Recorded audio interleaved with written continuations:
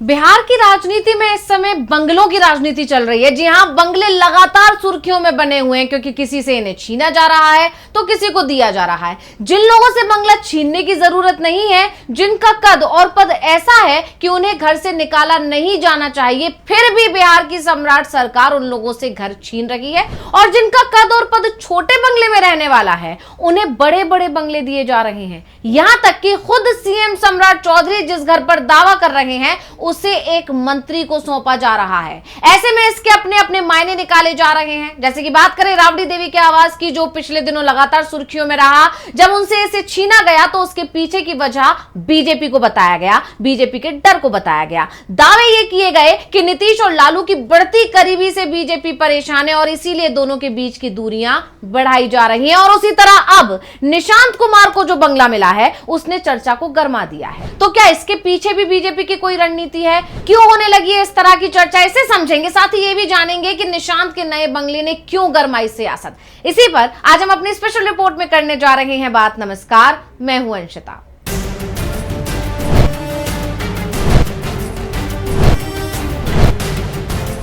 जैसा कि आप जानते ही हैं कि नीतीश कुमार के बेटे निशांत कुमार पहले तो सक्रिय राजनीति में थे ही नहीं, और जब से सक्रिय राजनीति में आए हैं यानी 2025 विधानसभा चुनाव से पहले, तब से वो लगातार सुर्खियों में ही बने हुए हैं। अब मंत्री भी हैं। ऐसे में अब जो बंगला उन्हें मिला है, यानी मंत्री पद मिलने के बाद उन्हें बंगला आवंटित होना था, और जो बंगला उन्हें मिल गया है उसने भी सियासत को गरमा दिया है।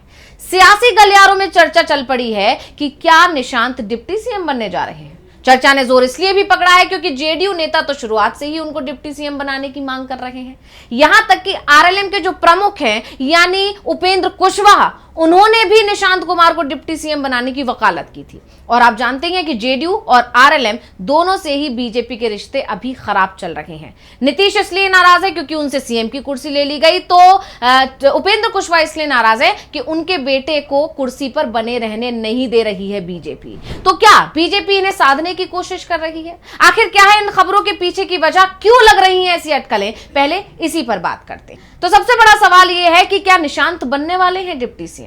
तो क्या निशांत कुमार डिप्टी सीएम बनने जा रहे हैं? यह सवाल बिहार की राजनीति में तूफान लाने वाला सवाल है।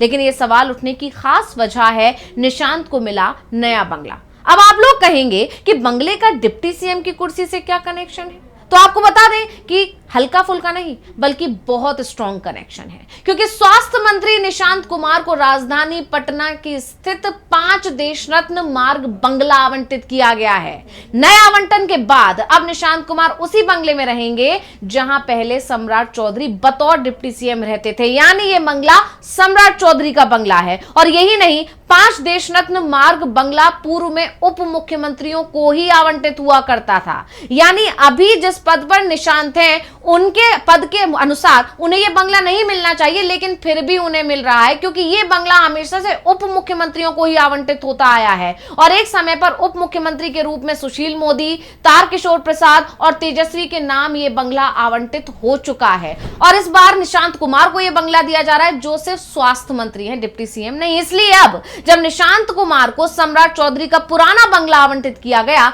तो चर्चा चल पड़ी है कि क्या अब निशांत कुमार डिप्टी सीएम बनने वाले हैं। अब यह सवाल उठा है तो साथ में एक सवाल और उठने लगा है कि क्या यह बीजेपी की कोई रणनीति है, यानी नीतीश को साधने की कोशिश है, या फिर नीतीश के दबाव में ऐसा किया गया है। तो पहला सवाल तो यहां यही है कि क्या यह बीजेपी की कोई रणनीति है। तो जिस तरह से बिहार में नीतीश के तेवर कुछ बदले बदले दिख रहे हैं कि उसने बीजेपी की चिंता को तो बढ़ा ही रखा है।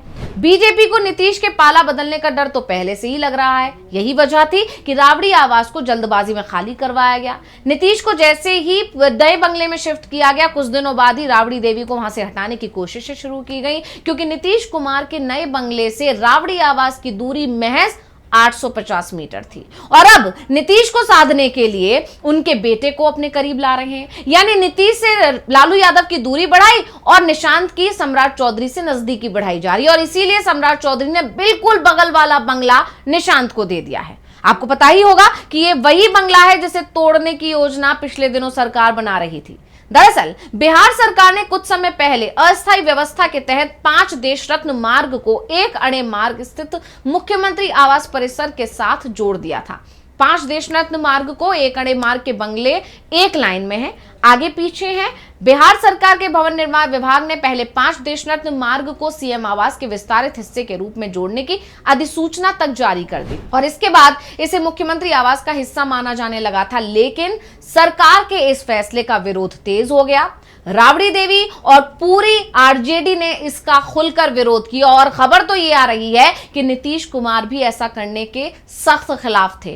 वो इस पर आपत्ति जाहिर कर रहे थे और इसीलिए नीतीश कुमार को मनाने के लिए, उन्हें साधने के लिए सरकार ने इस आदेश को तत्काल निरस्त कर दिया और एक अड़े मार्ग और 5 देश रत्न मार्ग को फिर से अलग अलग परिसरों के रूप में बहाल कर दिया और इसके बाद 5 देश रत्न मार्ग यानी सम्राट चौधरी का पुराना बंगला स्वतंत्र सरकारी आवास के रूप में उपलब्ध हो गया। मुख्यमंत्री सम्राट चौधरी अब आधिकारिक मुख्यमंत्री आवास एक अड़े मार्ग यानी बिहार लोक सेवक आवास में रहते हैं। वहीं खाली हुए 5 देश रत्न मार्ग को स्वास्थ्य मंत्री निशांत कुमार के नाम पर आवंटित कर दिया गया है, यानी अब दोनों पड़ोसी हो गए और इसलिए चर्चा चल रही है कि जेडीयू और बीजेपी के बीच बढ़ी दूरी को कम करने के लिए ही क्या बीजेपी ने यह फैसला लिया है। अब एक अहम सवाल यह है कि क्या नीतीश के दबाव में ऐसा कुछ हुआ है या सिर्फ नीतीश को मनाने की एक कोशिश है। तो आपको बता दें कि नीतीश ने ऐसी कोई मांग नहीं की है, क्योंकि नीतीश तो बिल्कुल नहीं चाहते कि निशांत डिप्टी सीएम भी बने, बल्कि वो तो निशांत को बीजेपी की छत्र छाया से दूर ही रखना चाहते हैं।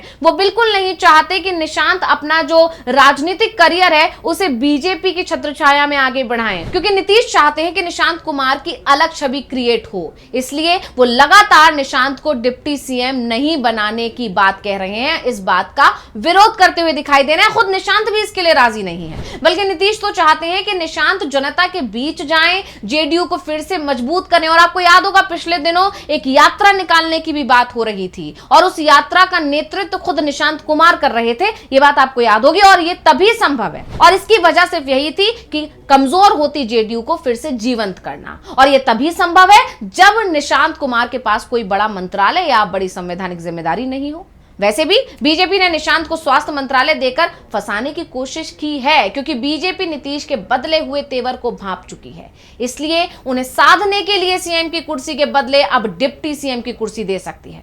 कुछ जानकारों का कहना है कि ऐसा करने के पीछे भी बीजेपी की रणनीति सिर्फ और सिर्फ जेडीयू को कमजोर करने की ही है। तो ऐसा क्यों कहा जा रहा है, अब इसे समझ लेते हैं।